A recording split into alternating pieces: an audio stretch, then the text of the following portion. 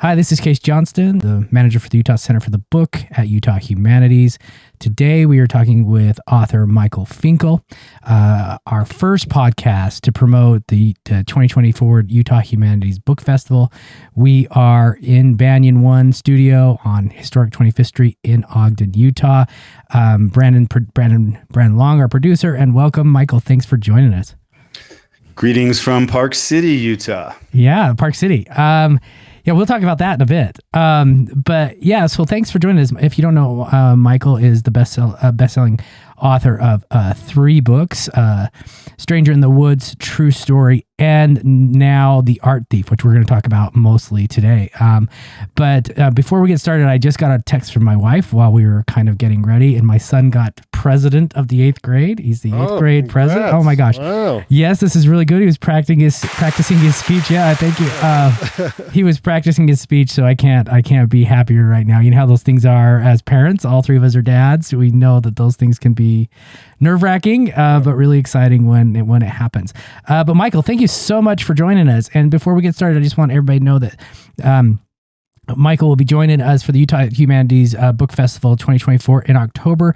He'll be at UMOCA, which is the Utah Museum of Contemporary Arts, on October 19th at 6:30 p.m. and in Park City at the Park City Library on the 21st. So please come. We'll put those in the podcast notes, but make sure that you come see us. I've heard raving things about Michael's presentations from Michael himself and from others. But thanks for having us. Today we're going to talk a lot about the new book that's on the bestseller list. Last time I checked, it was number 4. How's it hanging out there?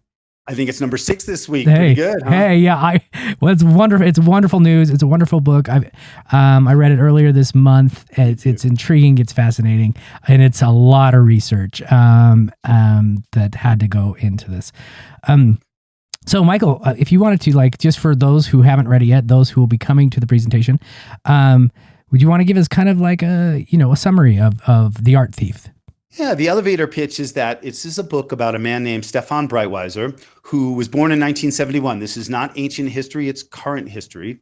He, by many measures, is the most prolific art thief in all of history. So in the 350 years that museums have been open, nobody stole more than Stefan Breitweiser. He stole 200 different times, 300 works of art worth, by some estimates, $2 billion. But the reason that I was fascinated by it wasn't even just the sheer quantity. I really liked the way he stole, which was during the day, non-violently, often invisibly.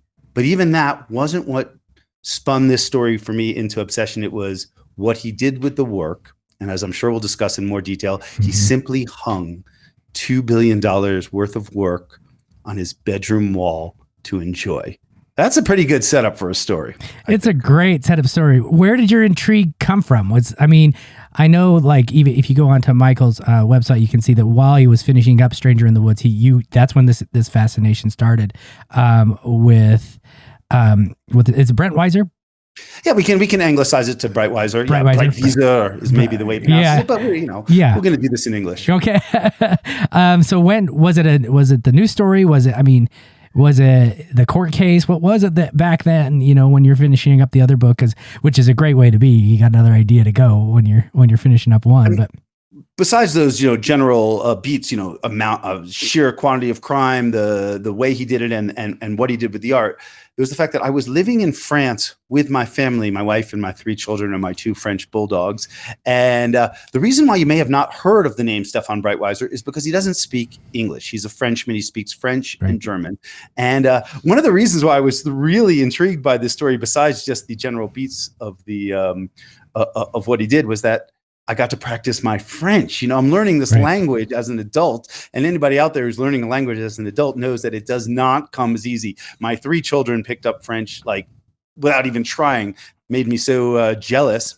And here was a chance to I'm studying French like crazy, and now here's a guy. So we did all of our interviews in French, and of course, my French is far from perfect, but I did learn something while interviewing Breitweiser in another language, which is that in a funny sort of way, when you're speaking your second or third language, you can get away with stuff. Like you can ask more personal, pertinent, almost one might say rude questions. And I found it, instead of limiting, I weirdly found it freeing to speak in French, because, I understand how French society works, but since I'm an outsider, I was able to ask things about, money is like a taboo subject. Religion is sort of a taboo. It's a very polite society, but I asked all these very personal questions. And I guess the art thief Stéphane himself was sort of taken aback, but I guess un peu charmante avec mon mauvais français, a little charmed by my bad French.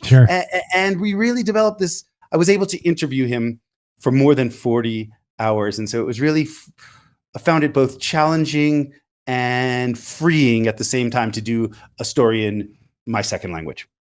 Right. And so it's like you could hide behind, because language carries everything with it, doesn't it? Right. I mean, I'm a writer. I think about that all the time. Right. Language carries, customs. It carries culture. It carries the way in which you approach somebody, the way in which you say goodbye. It's the very basic things that comes across in language. And it sounds like you could almost hide behind it, even though you knew it, that you could hide behind the simplicity of your knowledge and cut right to it, which is really, really interesting. I mean, there's that. And then as you were just talking, something else came to mind. Since this is a story about art, the whole sort of purpose of art, and I'm talking about in every culture around the world, is to sort of poke at what exists beyond language, something deeper. And so it's fascinating that, for example, even if I didn't speak a single word of French, Breitweiser and I could have looked at a Renaissance painting and sort of enjoyed it together. It wasn't like we were trying to read something. And so at the same time that we were, I was speaking in an unfamiliar language, we were both able to commune over like these works of art. So things were working on many levels. But yeah, I enjoyed the challenge of the reporting itself. And then of course I did all the writing in English. But yeah, there was something I think that added to the project that I think if I was a French person, I might not have gotten as much out of Breitweiser. Right. That's really, because he would have known that you're stepping on toes in a way that culturally you shouldn't, which is really, really interesting. I have two questions based on what you just talked about. One is, when your bulldogs came to America, did they take on French, or because they're just bulldogs, right? They're not French bulldogs. That is so funny. Yes, their commands are in French, like arrête, pied. So yes, we still. I mean, like I said, what I like to say about my bulldogs is they don't listen in two languages. Right, absolutely. And then they probably hate to be labeled here, just like fries. And the second thing is, doing the interviews in prose. I mean, doing the interviews in French and then not translating in your brain, obviously. But then when it came to the prose of the book, do you think that changed your approach while writing? Do you think your prose changed? Yeah, I mean, there's two ways to without getting too deep into the weeds. There's two ways to translate everything. There's like word by word. Je ne suis pas dans mon assiette means I am not on my plate. But if I quoted someone saying I'm not on my plate, it just means I'm not feeling quite right today. And so there's I would translate everything word for word, and then when writing it, I was like, well, obviously, like all translators, you sort of move from one language to another with idioms. And so I found it to be, I guess if there was one word to describe this whole project, I would go with inefficient. Yeah. Yeah. I mean, I left that part out, that everything seemed to take twice as long, because the other language that I was working with, I don't speak at all, which is German. And so I got literally hundreds, I would almost go with thousands of pages of court documents, police reports, interrogations, either in French or in German. Some of the French I translated myself. Some I hired a translator to do the verbatim, and then German. So everything went very slowly. But I wrote the heart of this book during the pandemic, and so it was my pandemic project. So I did have the time. Were you in France during the pandemic? Yes, we spent the whole pandemic in France. We moved to Park City, Utah, almost 3 years ago exactly, in late August of, I guess that would be 2021, just at the tail end. Right. Just because this is a Utah podcast, how do you like in Park City? Besides it being quite expensive, I mean, I love the outdoors, and so yes, even more important than how I like it, let me just say the best thing I could say about Park City is that my 3 teenage children, it's hard to move when you're a teenager. Yeah. My 3 teenage children really adore it, and I just was worried about that most of all. The high school here is lovely, the chance to meet people, the sense of community. So forget about me. It's really was welcoming my children, and then we'll worry about myself later. Yeah, it makes a huge difference. I mean, we're in the same boat. We came here from Washington State after I grew up here, but we came here when my son was 2, and he's just got such a community at the school that my wife and I are thinking of leaving when he graduates high school, just because we don't want to leave that community. It's really important. But I do want to say that I wrote the entire final draft of the book, not even just final draft, the real true book. I wrote the whole thing in a tiny little office on Old Main Street, the top of Old Main Street at the O.P. Rockwell building, and really fell in love with Park City. Because when I was feeling stuck, which was, only 4 or 5 times an hour, sure, I would walk up and down Main Street, winter, summer, and got to know the proprietors and the feel of the town. But yeah, the book was really written here in Utah. Right. But all the research while you were in France, obviously. I have a question about third person narration, really, because it's not easy to do, right? You take, I mean, kind of what was your process in that sense? I've done third person narration within memoir before, case studies. But what was your process in the sense that you have all the documents, you have all of the court records, you have the interviews, and then you're going to weave them together in third person narration? How did you approach that? Maybe that's a big question, but how did you approach it? Yeah, I could speak generally. If anybody's listening here that wants to be a writer or tries to write, maybe you'll feel better. Maybe misery loves company. I honestly, truly, really do not know what I'm doing. I want the end result to be the best possible piece of writing that I can make. But for example, I wrote a couple of chapters in the first person using I, and it just didn't quite feel right. I had written a previous book about a hermit and the one that you mentioned before about a murderer, true story, in the first person, and it felt very comfortable. And I guess the fact that even though I interviewed Breitweiser himself, again, I would love to tell you that there are some logical, specific reasons. Sure. It was so much of writing is a feel thing. So I wrote a little bit in the first person, it didn't feel right. I wrote it in the third person, it felt better. I wrote in the past tense, and for some reason I was being called to the present tense. But if some English professor out there had like a 6 bullet point thing why I should have written it in the first person in the past tense, they probably not wrong. It just was a feel thing. And, I'm sitting here to this day, more than a year after the book's been published. I still feel like I made the right decision, but it's just a feeling. There's no like, I'm going to consult the big book of writing and it'll let me know which tense to use. Absolutely. It doesn't exist. Well, what I would like to point out though, if one of those professors have those bullet points, I would bring up the bullet points of the New York Times bestselling list and, go down to number 1, start with number 1 where you were a month ago, and then maybe 4 and 6. That's the bullet point that I care about. But yeah, so this, just to another little background, is I told when Michael and I first started talking, I said, I've actually been teaching your book. I've been using True Story to delve into questions just like this for the Creative Nonfiction Foundation for many years, and now for the Lighthouse. I've used Lighthouse writers in Colorado. I've actually used Michael's book, True Story, to look at the difference between first person, second person, how to weave them together, how to do research, how to take interviews and turn them into stories. So I've been using True Story as actually like a craft book for about a decade, and so I kind of fanboyed a little bit when I got Michael's email, and then the text and stuff like that. It was really, really, really cool. And so it is, and I tell students that all the time, even using Michael's book, it is about feel. It really is about feel. And POV is probably Michael, you can tell me, point of view is probably one of the hardest things you can nail down,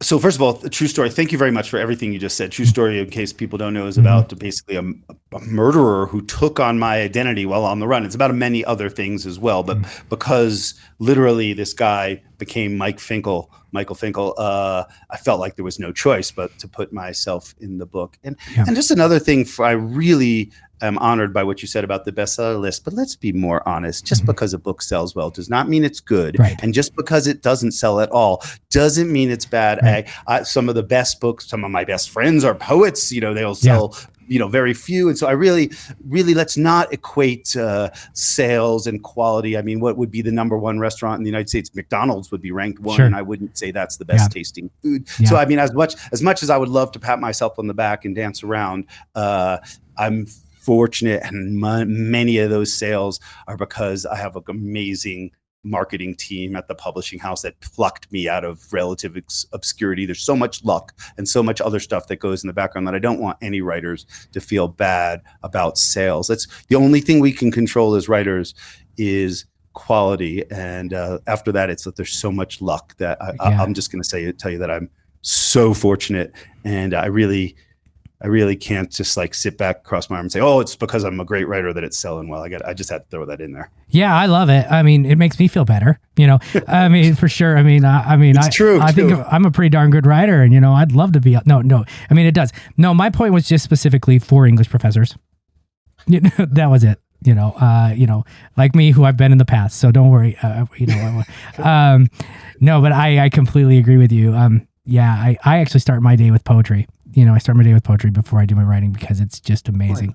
And because and so it's like a different poet every day. Do you like, are you like, remember it was Garrison Keillor, remember, who used to do like one poem every morning for NPR, which I loved. I love the way that. Great idea. Well, it's before I do my writing. I start with poetry. And usually, honestly, I'll find a book, a collection that fits the novel or what I'm writing in voice and kind of like rhythm. And so I'll start with that and just kind of get that moving in my brain. But we're off topic. But yeah, no, of course, I totally agree with you about sales and stuff like that. But, but I would still point to that bullet list for English professors. I have to say it. Having been an English professor, I would say that. But going back to, all the interviews and the art and all of that stuff. I mean, do we want to talk about Breitweiser's end here in life, or do we want to leave that for the reader to find on their own? Because it's really, really intriguing. His narrative arc it's not novel, obviously, but his narrative arc as a person. Yeah, let's speak some more. And by the way, being off topic is pretty much on topic for me. I pretty much live off topic. Yeah. Life is a series of asides that you sort of just put together into one through line. Yeah. So Stefan Breitweiser, back to the art thief. Yeah. A few things we should know about him. First of all, his accomplice, his assistant in his crimes, was his girlfriend. Her name was Anne-Catherine Kleinklaus. Right. They lived together, Breitweiser and Anne-Catherine, in the bedrooms that they shared together. And it's an attic bedroom. I just want you to picture this.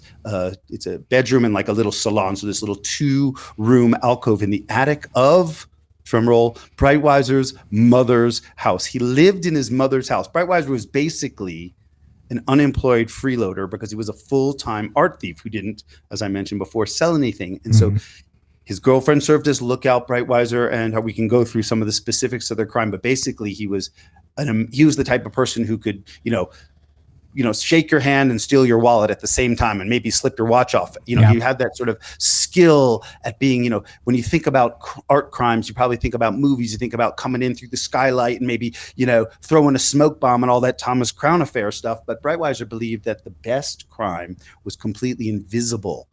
Sometimes he even stole when guards were in the room. It's kind of amazing. And the book goes through it beat by beat for many of his 200 crimes. Now, like anything, as anyone who's listening, I wouldn't have been able to interview Breitweiser if he wasn't caught. Right. And absolutely. so everything does come crashing down.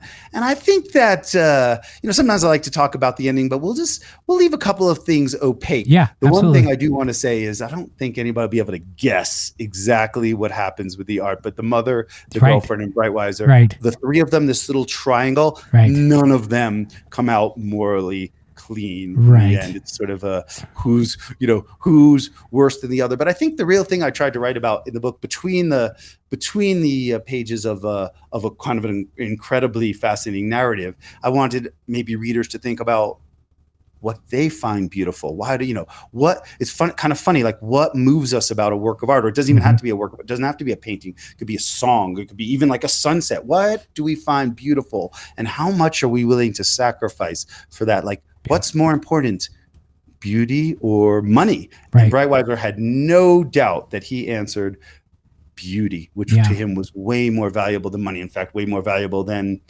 obeying the law. And then there's sort of these questions in there that I really, that's the thing I really enjoyed sort of tucking in between the beats of the narrative. Was, a good book, I think, is sort of like and I don't know if this is good, you'll have to decide yourself, but a good book is sort of a dance between the reader and the writer. And I really want you to question your own, what would you do for beauty? What do you find beautiful and why? Right. Well, and it's really interesting too, is the questions that you bring up in the book about Breitweiser's father. About, obviously his mother plays a much larger role in his life later on, and of course in with the art itself, which I don't want to tell people about that, because that to me was like I was like, whoa, wait a second. And even towards the very, very end, when there were little clues about maybe this, where is the art and mom and all of these things. But you really jump into maybe some of his Breitweiser's motivation when it comes to his father and his grandfather and that side of the family. In giving the audience more of a question than an answer, because those things are very, very difficult to answer. Where do you find that something like that, how much do you want to give within like an introduction to that question of like, maybe, it has to do with his father's successes, whatever those, or his grandfather's successes, and then walk away as a writer? Like, where do you find that line? Okay. So when I'm writing a book, there's other writers that feel like they have to press one opinion or another. I sort of visualize the reader as like this jury, and I like to lay out all the facts, good, bad, in between. For example, Breitweiser's parents had a very contentious divorce when he was a teenager. Breitweiser's father came from a well-to-do family, had this collection of Renaissance paintings, ivory sculptures, antique weapons. And these are the exact things that Breitweiser later stole. The father left the family, took all of his art with him, and Breitweiser basically never saw this again. But I know plenty of people whose parents had a contentious divorce and they didn't become, thieves. And so I don't like to give anybody excuses. But again, I do like to lay out, here's what happened. Here's what happened with the father, the grandfather.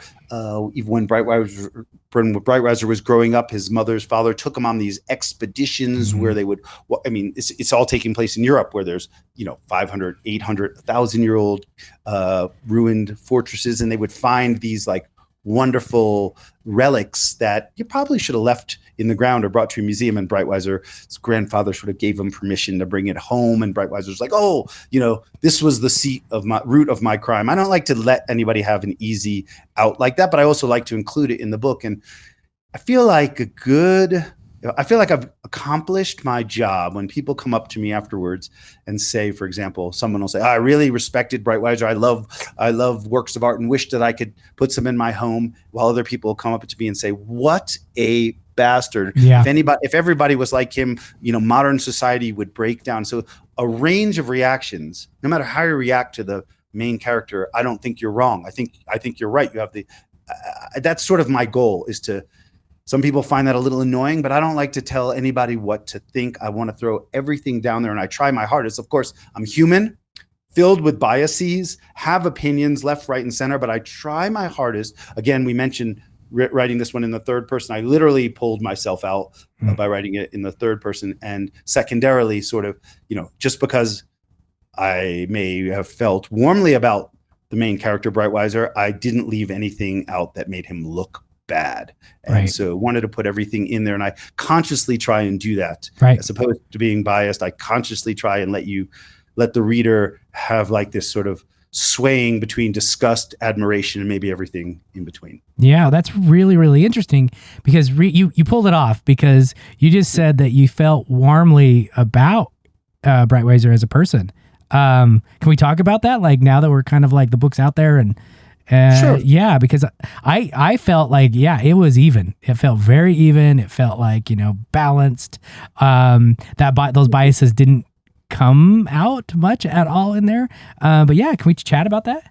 I mean, I don't pretend that I'm not, subject to opinions and thoughts. And let's be honest, I do actually think about this case more than I care to even admit. Like I obsess over in like subconscious biases. And for example, Sure. the fact that many journalists wanted to speak with Breitweiser, but he chose me, that's like inherent flattery. And so I'm like grateful to him for even granting me these interviews, which already sort of sets me up to feel warmly about him. So I'm thinking about all of these things. Mm-hmm. I'm conscious about it.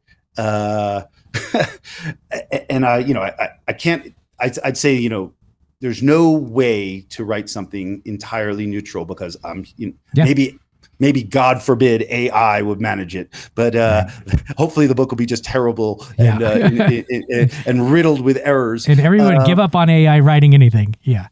So I don't pretend that there's some sort of I have some sort of holier than thou, God's eye view of the whole situation. I don't deny that, but I also at the same time purposely, put in anything that that makes Breitweiser both look decent and look terrible. And all of this I think the book is just about 200 pages long. So I try to keep everything compact at the same time. Right at the outset, we mentioned not only my 2 French bulldogs, but my 3 teenagers.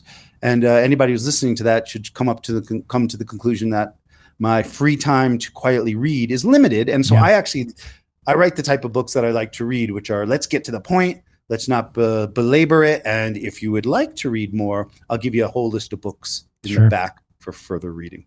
Yeah. Yeah, that makes a lot of sense. Do you think that you probably know the answer and besides just think, but do you think your 2 previous books and the way in which you were part of those were one of the reasons that he said, yeah, I'd like Michael Finkel to interview more, or is it something else? Yeah, for some reason I get along well with criminals. Yeah. I find criminals to be fascinating. I have I myself have had a few ups and downs in my own career, and they're public things, and wrote about them in True Story, of course. Yeah, first page. First page. Yeah. And so I wish I had great answers for everything. No. But sometimes in life, when someone says, how the heck did that person talk to you? The simple answer is, I asked politely. Sure. And sometimes it's nothing more than that. That's why you're here today, That's it. Yeah. Yeah. I genuinely am interested, and I truly believe in allowing someone to tell me their story. In fact, I believe that more seriously, one of the reasons why people like Breitweiser and others have spoken to me is that I tell them in my first encounter with them, usually it's a letter that I send to them, that if you don't talk to me, I'm not going to write about you. Some journalists go the opposite way. It's like, I'm giving you an opportunity to talk to me because I'm going to write about you anyway. Yeah. And, whether you like it or not. And that's sort of putting someone on the defensive. Yeah. Well, I actually give someone a lot of power, and it's not a joke. I do not write about people that won't give me interviews. It's just the way I work as a journalist. I don't like to report around someone. I like to report directly. And for some reason I've given you all the power. Here's what I've written before, read it. And if you decide not to talk to me, I'm not going to write about it. And something about A, asking politely, B, sort of giving the interviewee power of attorney or whatever, power of over the whole project, really, I don't know, sort of results in a more positive outcome. But then again, I do have 3 before we get into anybody thinking that, Breitweiser has any extra power. As soon as someone says yes, I lay out my 3 hard and fast rules. One is you will receive no money for what I'm doing. I do not give you any money.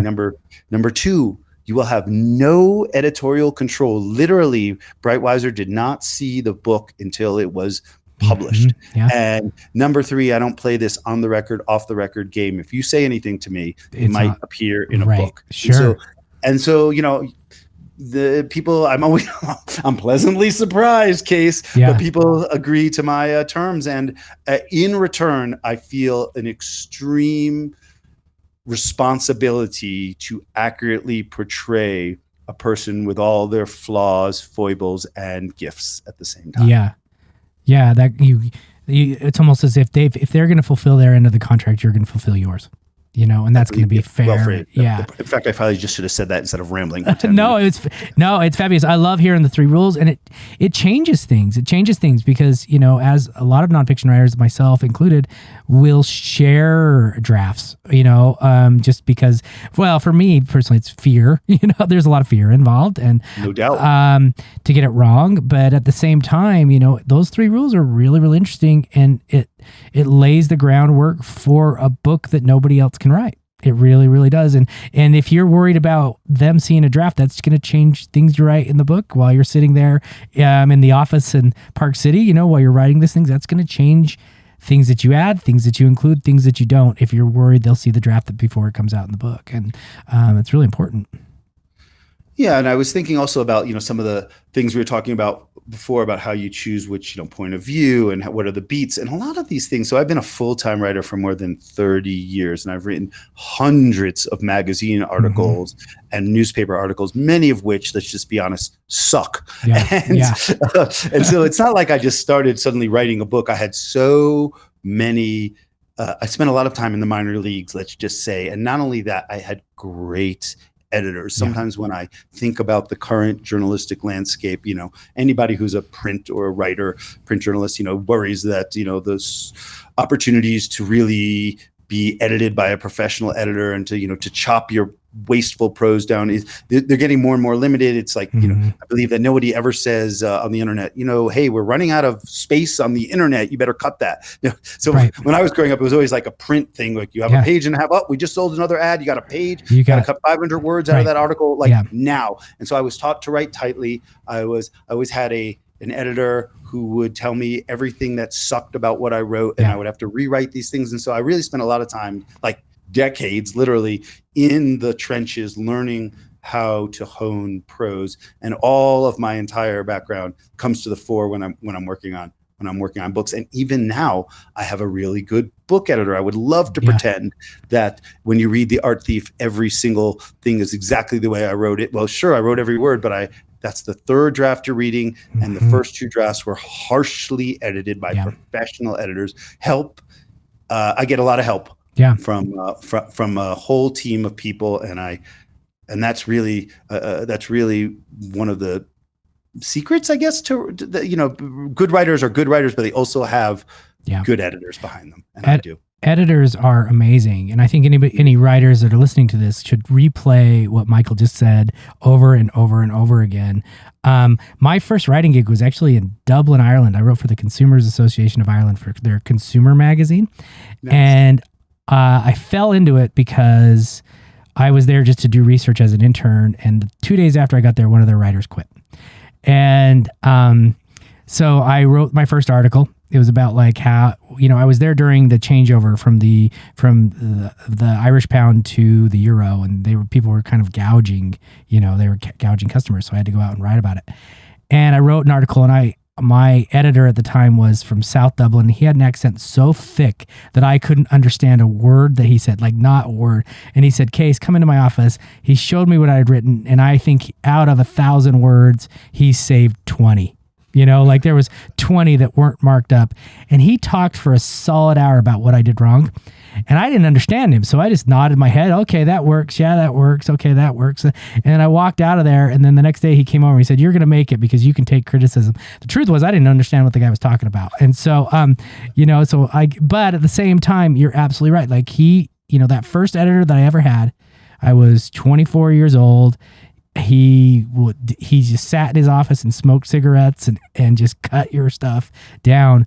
But that's something that I feel fortunate, like you were saying, Michael. I feel fortunate that I learned that lesson early, and that your skin has to be thick, and you have to. And after you learn that your skin's thick, you learn how to be grateful for an editor that can just take your prose and say, this is working and this isn't working either. So I want all the writers to hear what Michael said about editors and writing. It's important. I mean, I love what you just said about learning to be grateful. Yeah, I think when you're young, you do get your hackles up. And so I think what we've covered is that the true secret to good writing is that there's not really that much of a secret. It takes I mean, anybody who's listening better read a ton. I mean, just like if you don't love reading, like you said, like UK said, in fact, I might just borrow that, reading poetry to start the writing day. I really enjoy that. I should, shut down I usually just read the news because I'm a news junkie. But I love that, the way, a poet just can, the bounce of words and the creative language that'll probably get you in the right headspace. Exactly. Failing is part of the deal. Like, even after 30 years of writing, I every time I sit down, I'm like, okay, this time it's going to be easy. And 100% of the time I'm wrong. Wow. You sort of have to psych yourself into it. And then at the same time that we've covered all of these things, it's imperative that every writer finds their own voice. When I was younger, it was obvious when I had read too much Hunter Thompson, and then I hand in my draft, or too much Ernest Hemingway, or too many poems by Louise Glick. It always, and I think it's almost, I was going to say wonderful that you are parroting these other voices that you read when you're young, because I gotta write exactly like Fear and Loathing, and you go through these phases, and it takes years and confidence and fright and fear before you settle on your own voice. And that's when you sort of know that you've turned the corner from a, say, apprentice writer to an actual one, is when you write like yourself. And that's truly takes bravery. And I think, and as you pointed out, Case, you're going to be told that your own voice isn't very good sometimes. And instead of being angry about that, find gratefulness in that. And I just really want everyone to feel better. That fact that I will tell you that the first draft of The Art Thief, I sent it to my 10 readers, and I think all of them told me it was terrible. And the book itself, I'm really, really proud of the way it came out, but it does not come from my fingers into perfection in any way, shape, or form. So anybody who's struggling there, I would be like, welcome to the club. Yeah, absolutely. And I think it's great for budding writers to hear that, to just hear that over and over again, that this is a process. It's a process. Yeah, exactly. And finding your voice takes a lot of words. It really does. It takes a lot of words. It takes a lot of effort to sound natural, really. Right. Exactly. No, Brandon's giving me the 5-minute thing, but Brandon has a question actually about Stranger in the Woods. So I've read True Story, of course, multiple times because I've taught it. And then I've read The Art Thief. And then I was coming in today and Brandon said, oh, I've got Stranger in the Woods on my shelf. And I was like, oh, that's awesome. But he's got a question about that book, because I thought that was pretty rad that he's just grabbing Michael's book off the shelf and saying, I loved that one. Yeah. I have it right here. My father-in-law grew up in Maine, and now he lives in Florida. And so we were visiting with him in Florida this summer, and he puts his book in front of me and he says, you got to read this book. This is a crazy story. And so it sat there for a couple days, and then I started reading. I got about halfway through on day one because it's so easy to read and such a fascinating story. And a couple of things I noticed right off the bat was you give us the ending first, and then you unwind it, which I thought was interesting. And then, but two, you are not afraid to put yourself out there as far as your relationship with the hermit, Chris, and the fact that he wasn't necessarily your number one fan. And I thought that was interesting that you put that on the page. So I appreciate all these things. The book, The Stranger in the Woods, is the one I wrote before The Art Thief. It's about another 100% true story. Just like The Art Thief, I want everyone to know that this isn't like based on a true story or fictionalized thing. This is heavily fact-checked journalism. I mean, I'm human. There might be a small error in there, but really, to the best of my ability, 100% true. The Stranger in the Woods is about a man who lived all by himself in the woods of Maine for more than a quarter century. He had to steal for food and reading supplies, and eventually, like The Art Thief, gets arrested, and eventually, like The Art Thief, grants me a lot of interviews. And Brandon, I really appreciate what you just said. So I mentioned that I wrote The Art Thief in a small room on Old Main Street here in Park City, and when I say small, I mean like I like a telephone booth. Look at my references. I'm so old. Kids, do we even know what a telephone booth is? Let's just say closet-sized room. Right. I like a really small room, and I'm by myself. And I'm not saying that I'm not. I would love to look really cool all the time, but the fact is I am like every other human being. I fumble encounters. I embarrass myself more often than one cares to admit. And you know what makes your friends laugh at a bar is when you make an F up and you talk about it. And so like, when Chris Knight, the hermit, tells me how dorky I look, I'll put it in the book. Or like I mistook Chris Knight for his brother and I screwed up this whole interview, embarrassed myself terribly. But I put it in the book because, I don't want. First of all, I'm really not a cool guy, and I'm balding and I wear glasses and like a big nose. It's like I know myself, and I like when everybody messes up, and I just think it's more inviting and a friendly voice. Like I don't like the voice of the person who pretends like they never make a mistake. I'm telling you, I write bad first drafts and mess up things all the time, and so does everyone. Yeah. And also, what do we like about reading? We like a voice that's friendly and we can relate to. And if I see someone reading my own book, I kind of have to walk in the other direction because I'm a little embarrassed by it, but I'm also proud of it. And I also, as you could probably get from this interview, like I throw my whole heart and soul into it. And sometimes it just comes out poorly, but it doesn't mean I haven't tried. And another thing for all you budding writers out there, if you spend several hours at your desk and at the end of the day, you have nothing written, that's not necessarily a worthless day. Yeah. And I really took me years to come home and tell my wife, I got not a sentence written today, but I did figure out a whole bunch of things that didn't work. Yeah. And that's something like when someone says, well, what'd you learn in school? I said, I learned a whole bunch of things that I didn't want to do for my life, like finance and law. I took a whole bunch of classes that just didn't interest me, and I thought it was a waste, but it turns out that it was the best thing ever to learn what you don't want to do. Learning what doesn't work isn't quite as good as learning what works, but it isn't a waste of a day. Yeah. No, it's wonderful. And the truth is it's really kind of funny that you bring all this up. Is like I said, I've been teaching Michael's work for a decade. And I've taught this class all over the place. It's called The First Page of a Memoir. And in that first page, the first thing I talk about is good writers. They will create three things. They will create their own voice. They'll create authenticity, and they will create vulnerability and get your trust before you turn that. And that's what, 150 words, literally the first page of a memoir. And so I've been teaching true story for a decade because that's what Michael does. He gives us authenticity, vulnerability, voice, and trust within the first 150 words. And that's why I got to read Stranger in the Woods, because it sounds the same way. But I think you nailed all of that, and that just makes me feel really good about teaching that exactly. But yeah, I think it nails it for any budding writers. You can't be. We just read a book on bourbon, beer, and books that we can't talk about here, where the memoirist had no flaws, and that was the reason we hated. That was the number one reason we hated the book. But authenticity, voice, and vulnerability in the first page, and that's what True Story does, and that's what it sounds like what Stranger in the Woods does, which I'm going to read next. But thank you for such a great interview, Michael. We appreciate it so much for having me. We can't wait.